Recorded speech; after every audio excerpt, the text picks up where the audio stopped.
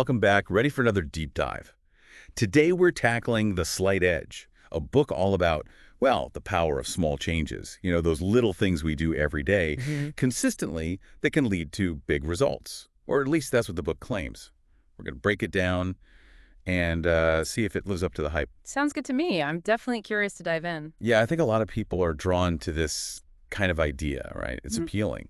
Like, what if there's a secret, a simple way to achieve those big goals we all have? I mean, who wouldn't want that? Right. I mean, it's all about those little, almost unnoticeable daily actions that, compound over time, right? Exactly.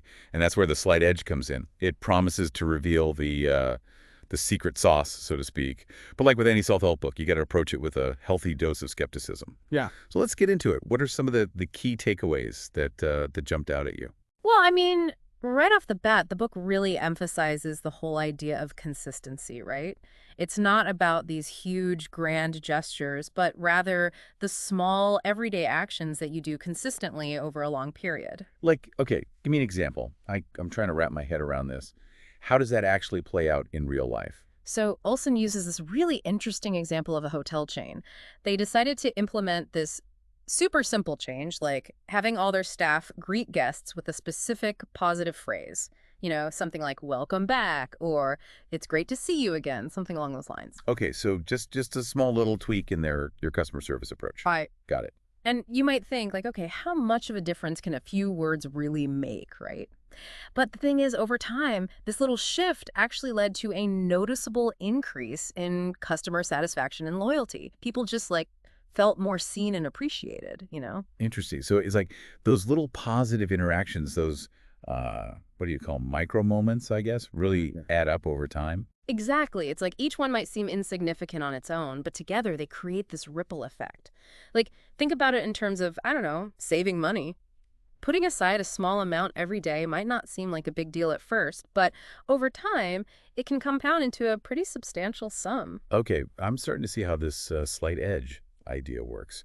But, it also makes me wonder about like personal responsibility. Right. Is Olson saying we have complete control over everything that happens to us just by mastering these little actions? That's a really good point, and it's definitely one of the areas where the book sparks a lot of debate. It really emphasizes this idea of taking ownership of your choices, even the small ones, and how they ultimately shape your path. Right. So like every little decision you make is adding up to your ultimate success or failure. Yeah, and that can be both empowering and maybe a little daunting for some people. I mean, it's inspiring to think we have that much agency, but it also kind of puts a lot of pressure on us, right? Totally. I Yeah. mean, it's like, what about all the stuff that's out of our control? Life throws curveballs, things happen. Can we really slight edge our way out of every single challenge?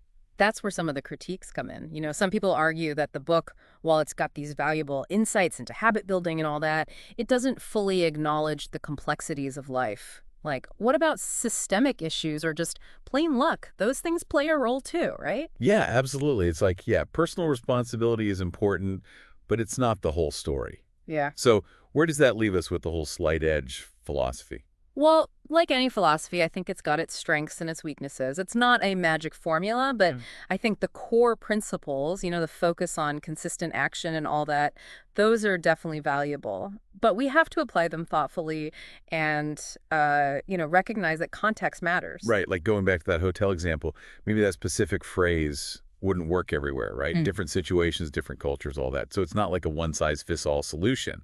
Exactly. And I think that's an important point to remember. But even with those limitations, the whole idea of harnessing the power of small actions, that's still pretty powerful, wouldn't you say? For sure.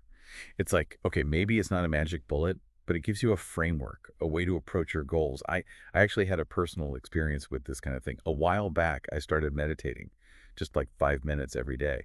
And at first I was like, is this even doing anything?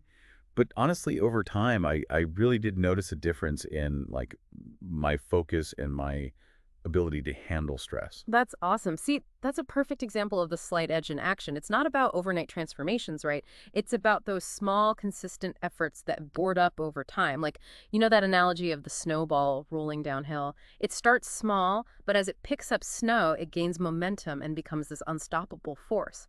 Small actions, consistently applied, can create that same snowball effect, propelling you towards your goals. Love that analogy. It really paints a vivid picture. So as we wrap up our deep dive into the slight edge, I think the key takeaway here is that while it might not be a foolproof blueprint for success, there's definitely something to be said for embracing the power of small, consistent actions. Absolutely. I think that's a great way to put it. So for all of you listening out there, here's a final thought to chew on. Even if you don't buy into every single aspect of the slight edge philosophy, what's one small positive change you could make in your life today? Something that might seem insignificant now, but could lead to something amazing down the road. It's definitely something to think about. Thanks for joining us for this deep dive. My pleasure. It's been a great discussion. Until next time. See ya.